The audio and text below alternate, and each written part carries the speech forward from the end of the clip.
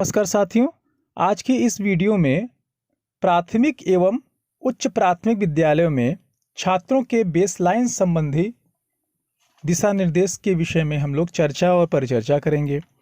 जैसा आप सभी जानते हैं कि कक्षा 1 से 5 तक के बच्चों का हिंदी व गणित विषय में बेसलाइन आकलन किया जाना है।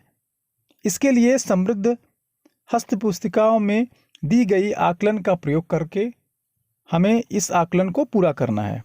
साथ ही साथ उच्च प्राथमिक विद्यालयों में कक्षा 6 से 8 तक के बच्चों को हिंदी, अंग्रेजी, गणित व विज्ञान विषयों का बेसलाइन आकलन करना है।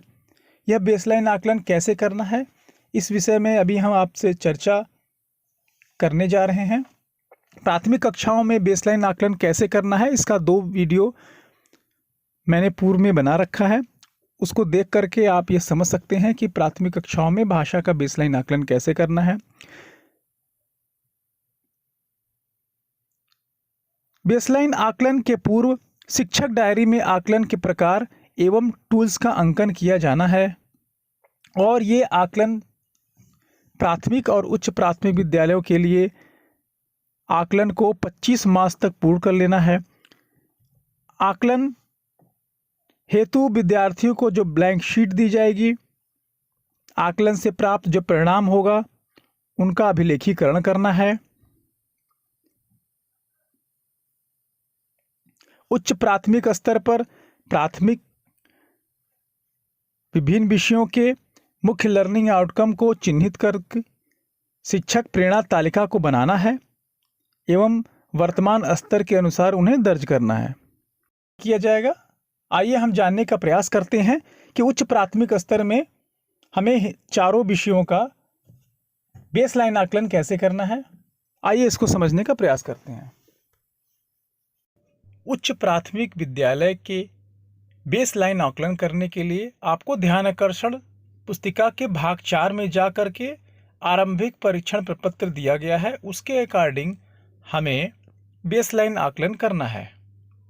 आरंभिक आकलन करने के लिए भाग 4 में पेज नंबर 92 से भाषा विषय, गणित विषय, विज्ञान विषय और अंग्रेजी विषय के आरंभिक आकलन परीक्षण प्रपत्र के नमूने दिए गए हैं। इसकी सहायता से आप बच्चों का आरंभिक परीक्षण कर सकते हैं। उसके बाद हमें हमारा बच्चा किस अधिगम स्तर पर है, यानी उसका लर्निंग आउटकम क्या है, यह आपको पेज नंबर 110 में कक्षा 6 में दिया गया है। इसमें हर विषयों के लिए कक्षा 6, 7, 8 के लिए अलग अलग विषयों के लिए सिलेक्टेड लर्निंग आउटकम दिए गए हैं। इन बच्चों को इन लर्निंग आउटकम के आधार पर अधिगम परिणाम प्राप्त की स्थिति, यानी बच्चे ने पूर्ण रूप से लर्निंग आउटकम को प्राप्त किया, आंशिक रूप से और नगण्य, तो आपको इस लर्निंग आउटकम को देखते हुए, मूल्यांकन करते हुए, इनका बेसलाइन आकलन करते हुए इन्हें 3 समूहों में विभक्त कर देना है कि बच्चा पूर्ण रूप से इस लर्निंग आउटकम को प्राप्त कर रहा है, आंशिक रूप से, या लर्निंग आउटकम नहीं प्राप्त कर रहा है। इसका मूल्यांकन करने के बाद आपको एक प्रेरणा तालिका का विकास करना होगा।